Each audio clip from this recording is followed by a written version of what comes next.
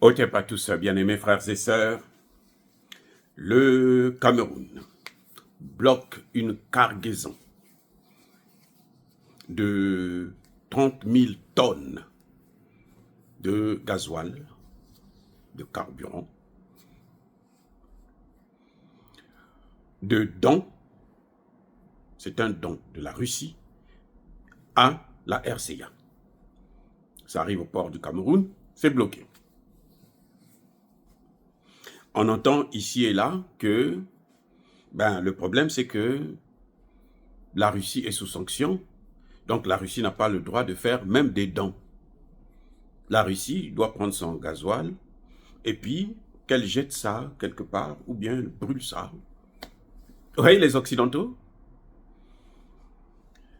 Encore si c'était un achat, ça pouvait peut-être, je dis bien peut-être, à la rigueur, c'est-à-dire qu'on peut se dire, oh bon, écoutez,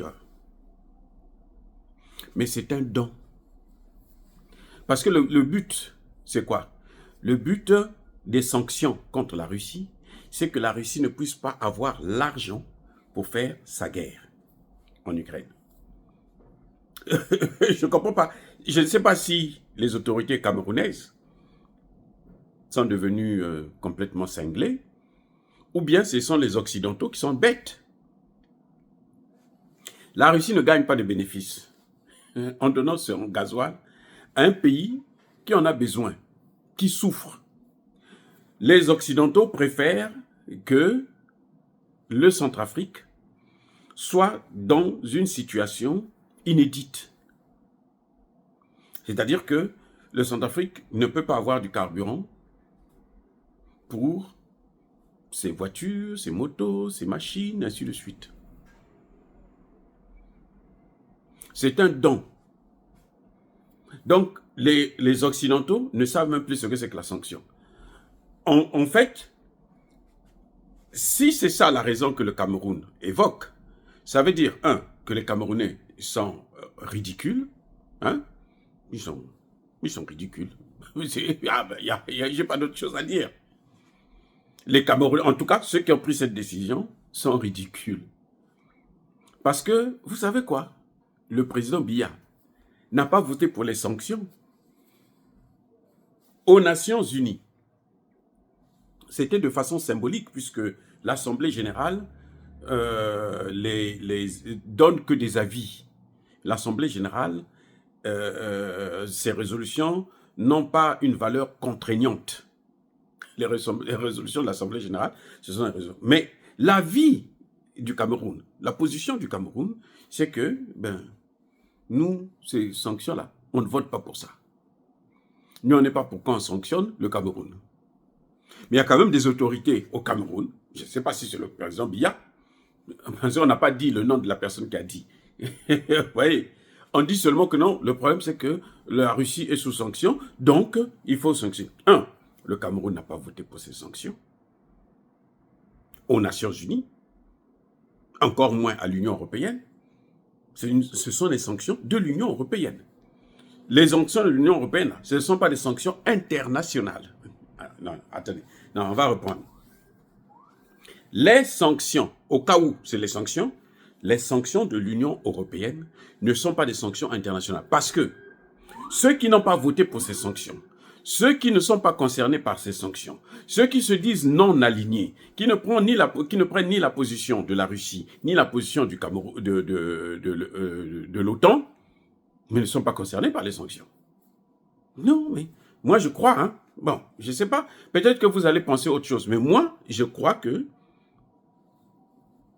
les pays qui n'ont pas voté ces sanctions ne sont pas obligés de respecter ces sanctions. Ça, c'est 1. 2.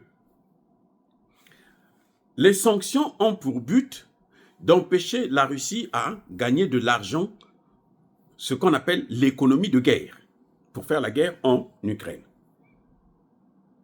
Donc là encore, ça ne se justifie pas parce que la Russie fait un don.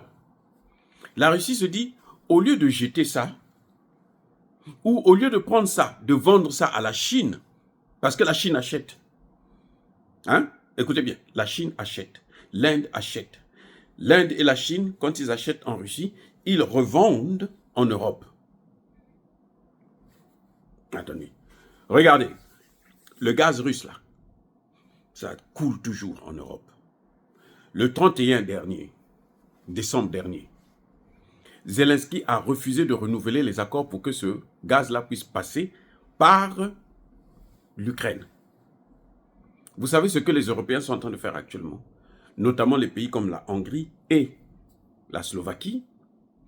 Ils font passer ce pétrole par la Turquie. Ça coûte un peu plus cher, mais ils sont obligés, ils font passer ça par la Turquie. Et de la Turquie, ils prennent, ça rentre maintenant en Hongrie. Maintenant, pourquoi on va sanctionner le Cameroun ou le Centrafrique? Ça, c'est 2. 3. Mais ce gasoil-là ne va pas au Cameroun, c'est en transit. Parce que le Cameroun a des accords avec le Centrafrique pour faire transiter un certain nombre de matériel du Centrafrique via le port du Cameroun, de Douala. Donc, comment se fait-il qu'ils puissent bloquer ça? Ça dit que, on se dit, nous les Africains, c'est pour ça qu'on n'évolue pas. Si ce n'est pas le président Paul Biya lui-même et son gouvernement qui ont décidé de bloquer ce gasoil, ça veut dire que Paul Biya n'a plus le contrôle du pays.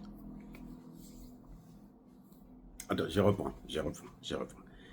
Si ce n'est pas le président Biya qui a décidé, ou le gouvernement Biya qui consciemment a décidé d'empêcher de faire transiter le matériel centrafricain au Centrafrique, alors c'est ceux qui ont fait ça, ce sont ceux-là qui gouvernent le Cameroun. Le président Biya et son gouvernement, là, ils sont déclassés, ils sont dépassés. Donc Biya ne peut même plus penser avoir un autre mandat. Parce qu'un président doit contrôler ses troupes. Il doit savoir qui fait quoi, qui décide quoi. Cette histoire-là date maintenant de quelques jours. En tout cas, le président camerounais serait déjà informé, à moins qu'il soit déjà mort. Mais s'il est encore vivant là, il serait déjà informé.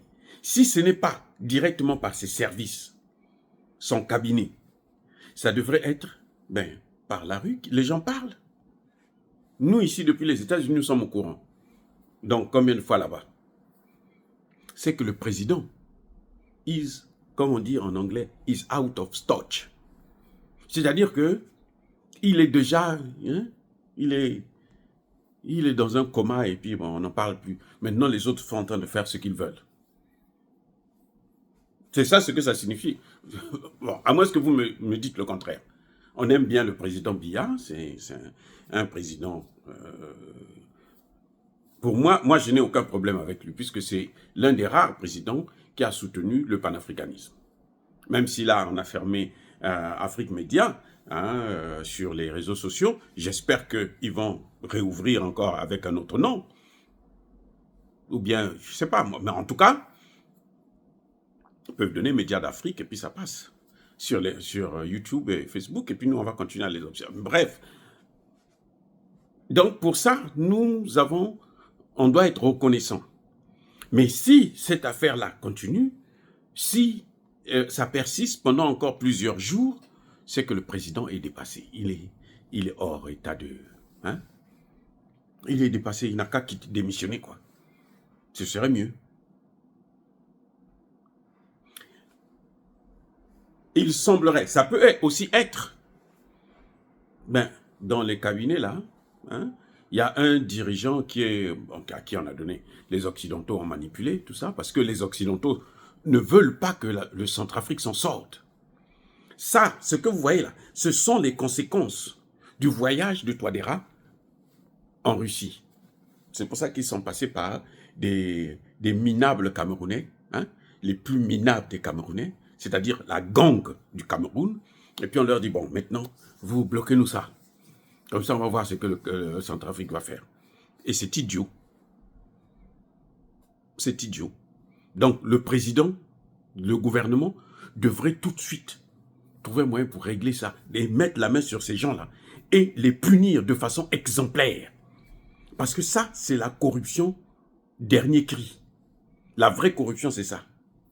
C'est-à-dire que c'est une corruption où les pays occidentaux peuvent se permettre de détruire nos pays. Et ceux qui font ça veulent la mort de Paul Biya.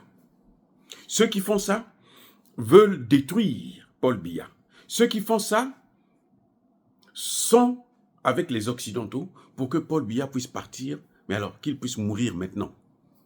C'est-à-dire qu'il n'y a pas d'autre solution, c'est ça, les amis. Et c'est triste que l'Africain continue toujours à être manipulé par les Occidentaux, au détriment de toute une nation. Près de 20 millions de personnes, il y a un individu qui se lève dans un cabinet, il bloque, il est en train de faire des petits jeux. Ça n'a aucun sens. Nous espérons que le président centrafricain appellera son frère, Paul Biya, pour lui demander d'agir très vite. Parce qu'on en a marre de voir des choses comme ça. Et que nous voulons savoir qui a fait ça. Et puis, quelles sont les conséquences qu'il va subir. Parce que tant qu'on ne va pas frapper des gens comme ça, là, l'Afrique ne pourra jamais évoluer, les amis. Parce que là, on est en train de mettre en conflit le Centrafrique et le Cameroun. Et ça ne peut pas continuer comme ça. Les mêmes Occidentaux passent leur temps à nous diviser. Donc, le président Biya doit prendre ses responsabilités pour mettre au clair, exposer ceux qui sont à l'origine de cette situation. Dire cela, c'est inciter à la haine ou à la violence. Non, Yabakoulé Hervé. Encore une fois de plus, bien-aimés frères et sœurs, je persiste et je signe. Soyez bénis. Soyez abondamment bénis par le Dieu des Kémites et par nos ancêtres évangélisés.